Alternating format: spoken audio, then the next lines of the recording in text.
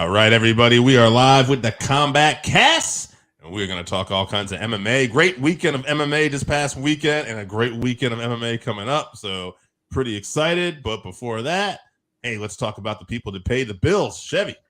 Yes, we would like to thank Game Up for sponsoring the podcast. They make a thirst-quenching adult beverage with a special blend of electrolytes. Comes in 4 great flavors: fruit punch, orange, lemon, lime, and grape.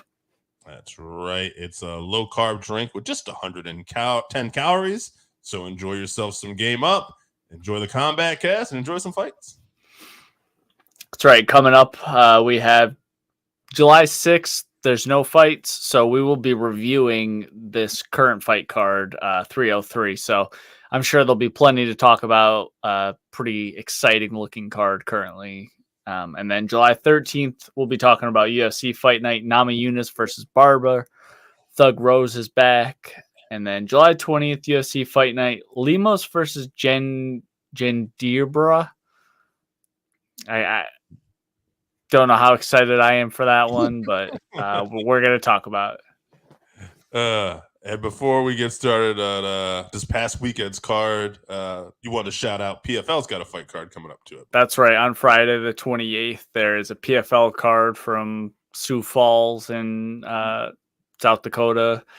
And my favorite PFL fighters are going to be on there.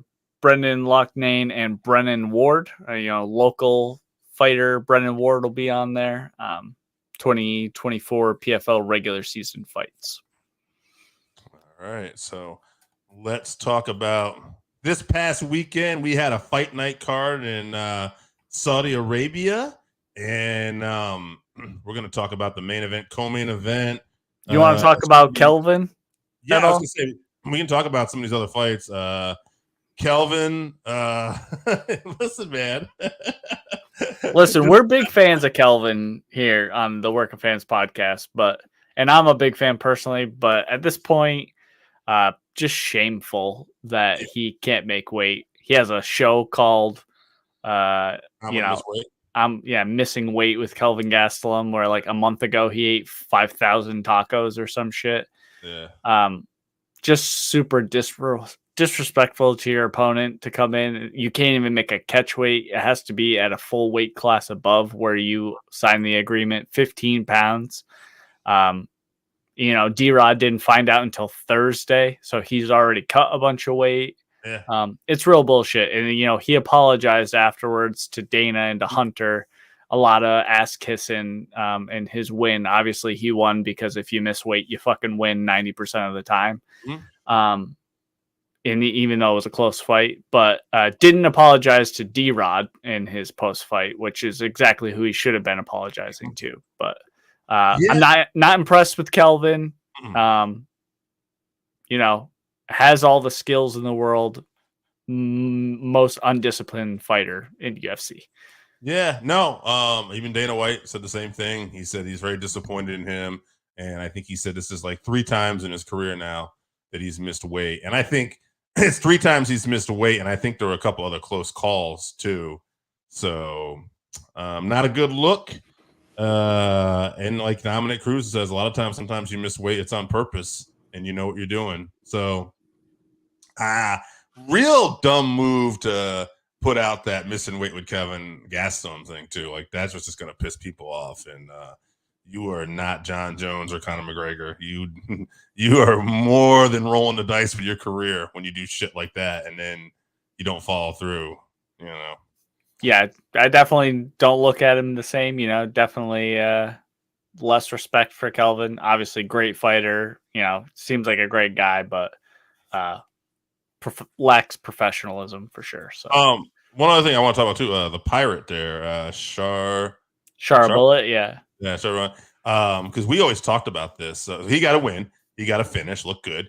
But one thing I want to talk about is Dana White was asked this question in the press conference. They said, "Do you think it would be difficult to get him a fight in the U.S.?" And Dana flat out said, "Yep." He's got one eye. I know. Dana said, "We'll keep fighting him over here." So this guy is only going to be fighting all the time. But Bo Nichols said he'd love to fight him.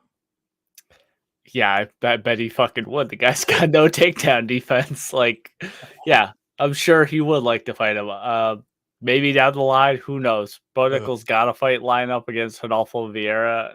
He should worry about that fight because that's a tough fight. But yeah, after that fight, he should be skipping Charbel and looking at, up near the top, maybe the Sean Strickland's and Robert Whitaker's of the world. But I did hear that his opponent, though, who was originally supposed to be Ikram Alascarov's opponent, Anthony Tricoli or something like that. I can't remember his name. Tricoli, yep. Yeah. So he stepped in on, late notice, obviously. He made weight, by the way. He flew from, the United States to Saudi Arabia in like 2 days and made weight. Shout out to him. I heard that he was paid his win bonus and his show bonus, even though, he did not win, just because, he did the UFC a favor, obviously. Yeah, no, good for him. And one other thing before we get to the co-main event, Volkan Ozdemir knocking out Johnny Walker. We liked Walker. Flatlined him, yeah. Walker, we thought he'd be patient. I just want to say Volkan Ozdemir, to me, just looked really sharp in this fight. And, light heavyweight, I mean, it's one of those divisions. You get a couple wins, I think you could be in contention before you know it. So, and honestly, I don't know. Maybe he's not the best matchup for Perreira, but, for him going up against Perreira, I should say. But I don't know. It's just he had a really good win. He really impressed me with his performance. Yeah, he looked great. I also, I hate to shit on any of the fighters, but I think Johnny Walker at this point, his chin just can't hold it. Just can't handle it at this point. And he is a very big guy. So maybe it's the weight cut that's depleting him, but every single time he gets knocked out, it is the wildest knockout and it looks so brutal. So maybe, I don't know how big the guy is, but maybe it's worth trying to bulk up a little bit more and not cut weight and stay at heavyweight and just give that a shot just to, those guys hit very hard up there too, but I don't know. He seems to be going out a little bit easier than some other guys in the division. So yeah, tough break. Hopefully he can figure it out because I am a big Johnny Walker fan. The fun guy. So all right, let's get into this co-main event, though. Two giant Russians fighting each other. Sergey Pavlovich versus Alexander Volkov. We didn't get this one right. No, and this is the one fight on the main card I actually did not see, but I am going to leave it to you because I do have an opinion on this still. You went 3 rounds with Sergey and didn't get knocked out. That's not happened yet. Everybody that's beat him, which was only 2 people, have beaten him in the first round because either A, you're Alistair Overeem, and it was his first fight. He might have been nervous, but you took him down to the ground, got him, or you're Tom Aspinall, who was a superhuman and walked, caught a couple of his punches and then had power of his own and knocked him out. Just the fact that you could survive for 3 rounds throwing hands, because I'm assuming Volkov wasn't throwing a ton of takedowns. That's pretty impressive, but I don't know. Again, I don't know if it was an exciting fight, but to me, I think Dana even said he put himself in a good spot here too. So what did you think? Yeah, this fight was exactly like Volkov's fight against Derek Lewis, and the commentary team pointed that out, except he stayed concentrated the whole time and didn't get knocked out with 4 seconds left. These two had trained together, so there was some contention about who accepted the fight first and whether they should have. I know Sergey was not happy at the end of the fight. He pushed Volkov away when he was trying to give him a handshake or something, but Volkov just jabbed his face off for 3 rounds. I mean, he, stuck him a couple times with a jab and then circled off over and over again. That's all he did. Sergey couldn't really land on him. Volkov did engage in a couple seconds of getting in the phone booth with him, but was quick to be told by his team to sort it out and get on his bike again. So he looks great. I think he has a bunch of wins in a row. Heavyweight's not super deep. I wouldn't be opposed to Volkov getting up there, maybe one more in a title shot. Someone, I think Bisping, I heard mention Cyril Gane would be an interesting fight for him next, maybe. Yeah, that'd be great. If Cyril Gane's done filming his dumb fucking movie, then wants to get back in the cage. Let's see it. Let's get to this main event, brother. All right. Bobby Knuckles, Robert Whittaker versus Ikram Aliskerov. Okay, so you called this. I almost didn't call this because I forgot who Ikram was and thought it was someone else. But and you had texted me right away because we had someone in the chat last week said Chinny. And he said, "Who's Chinny?" I just want to point out there's no chance for him to be Chinny. He just went in and he put on a display here. Robert Whittaker, that is. Robert Whittaker came out and quite frankly was way too much for Aliskerov at this point in his career. Hopefully the kid will learn. He'll bounce back. And like you said, I would have been very interested on how the Chimaev fight would have went too, because Whittaker's in a different class. And Chimaev, although I don't want to take anything away from him, he has beaten some solid competitors. When you look at some of the top, not at 185 though, he beat solid 170 competitors he's beaten at welterweight. They were close fights, and I believe there were cases where he missed weight in some of those too, and he started to fade a little bit towards the end of this fight. So yeah, I would be very interested to see how he would fare against a top-notch middleweight like Robert Whittaker. I feel more confident now that Robert Whittaker would still be that guy. Yeah, unfortunately, I'm terrible at remembering things when I look at them online, but somebody had a great breakdown of the fight, and they were showing every time Robert would feint, he was reading the reactions from Aliskerov, and that's exactly how he landed that shot to wobble him, put him on ice skates.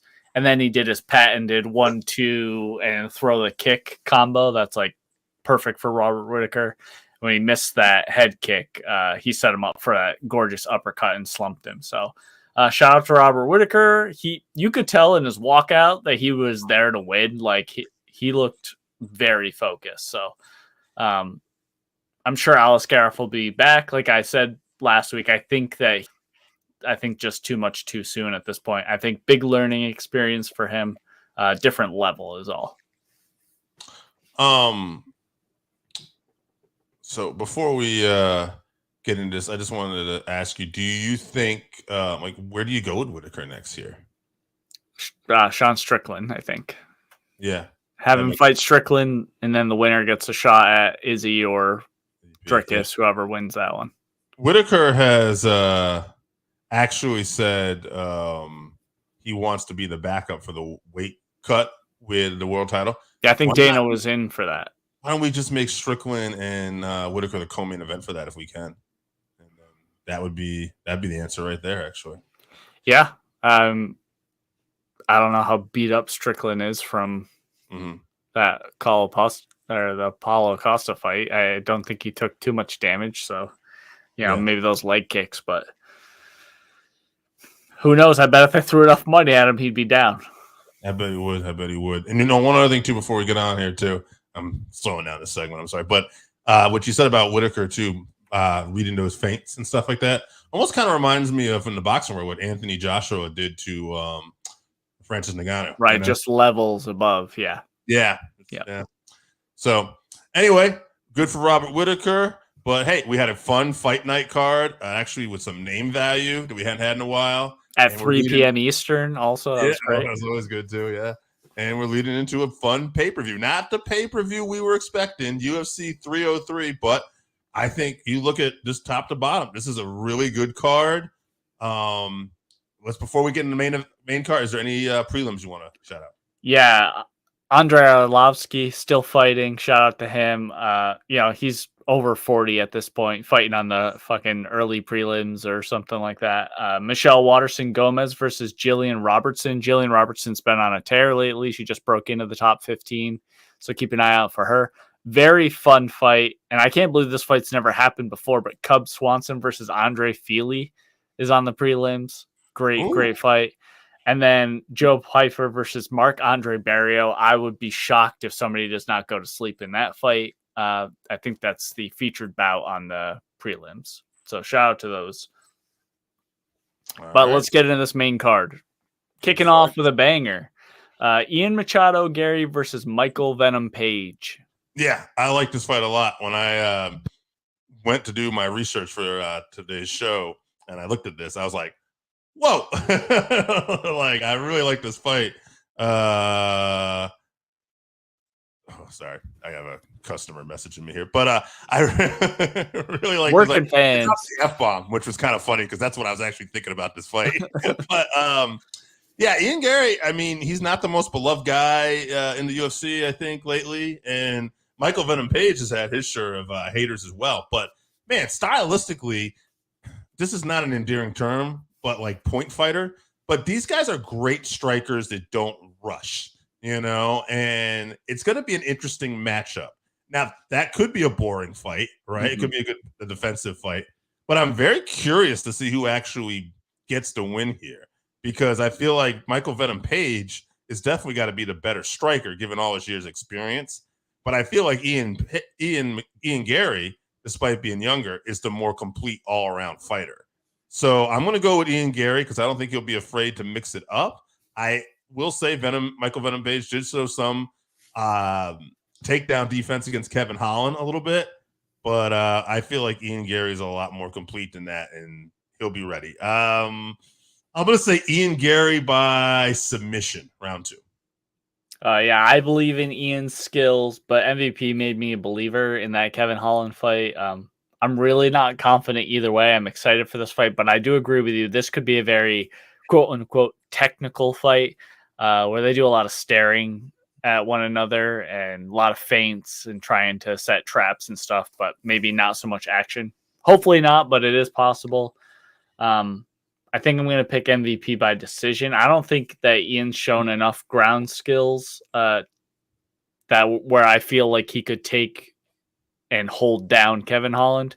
If he does get him down, I mean, that's everyone's game plan against Kevin. Against MVP, is to take him down and hold him down. And, he's been dealing with that for decades. So I don't know if Ian Garry's at that level yet, but we're going to find out.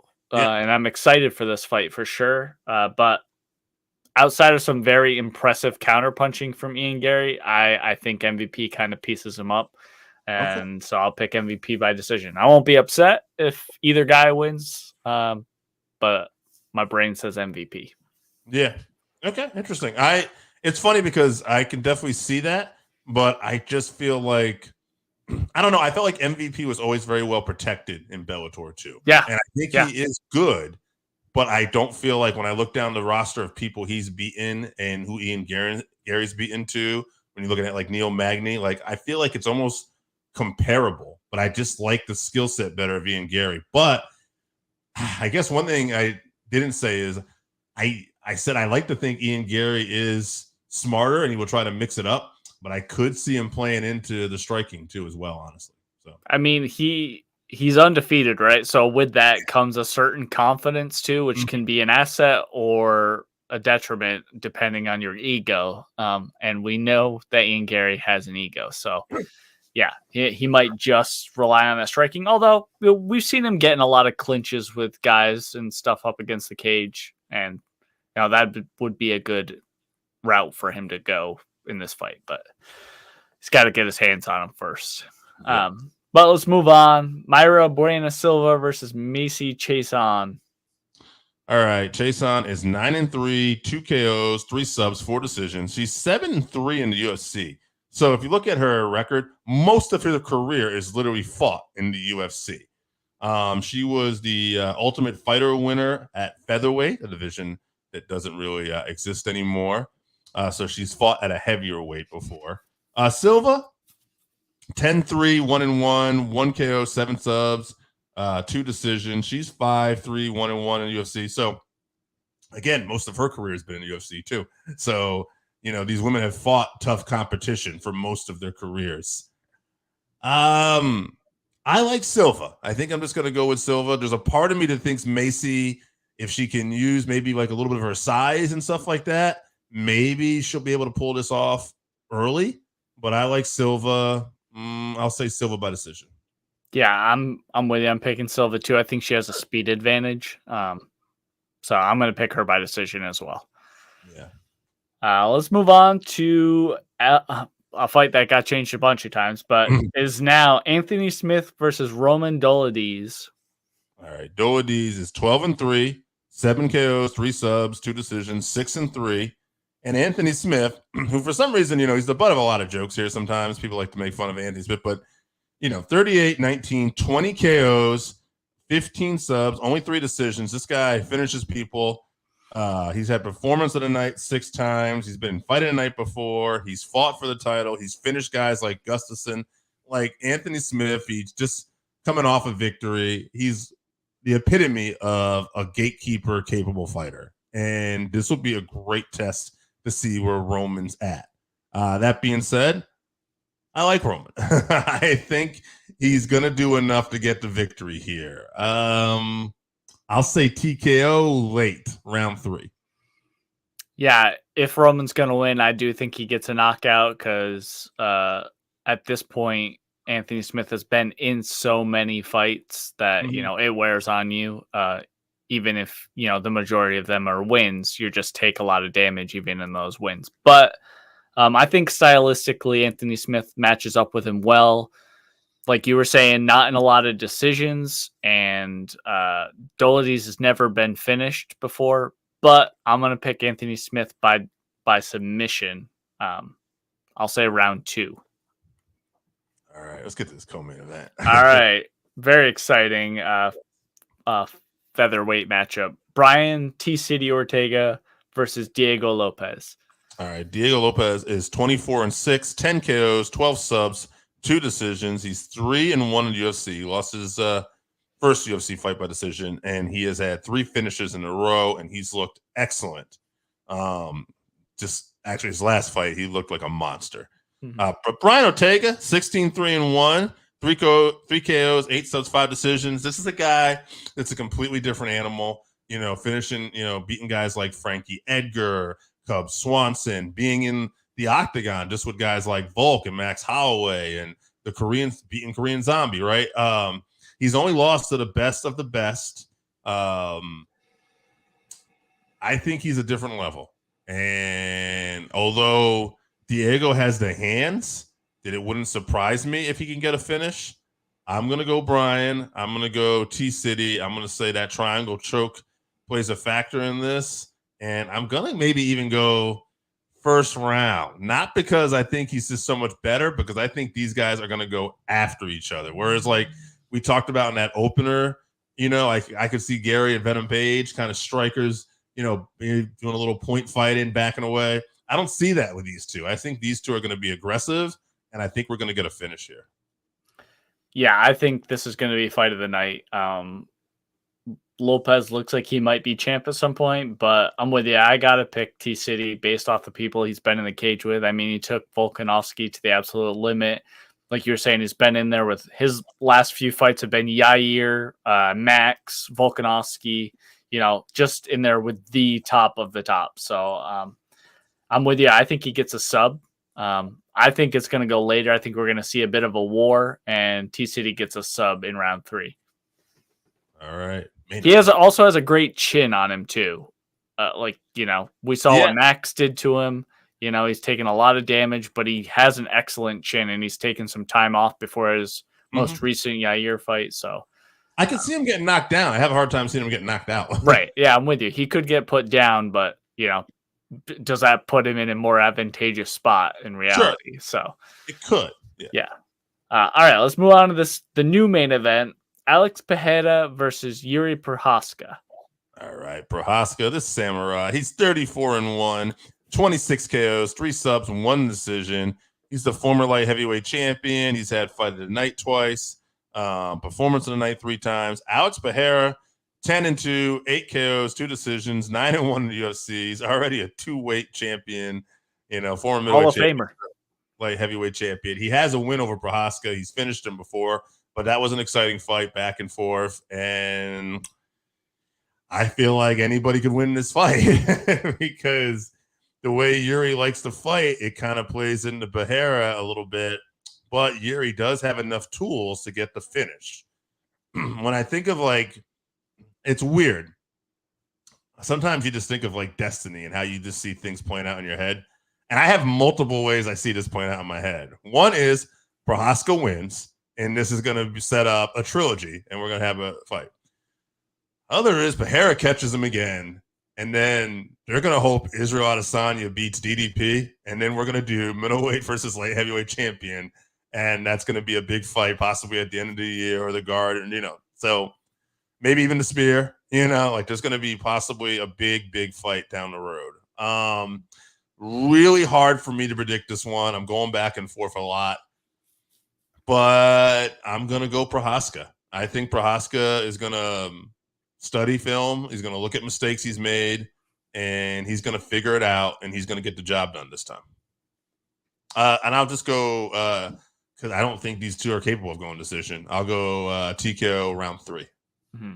I'm kind of rooting for Jiri here because I think he's just a fun fighter. I'm not that Alex isn't, but I like Jiri.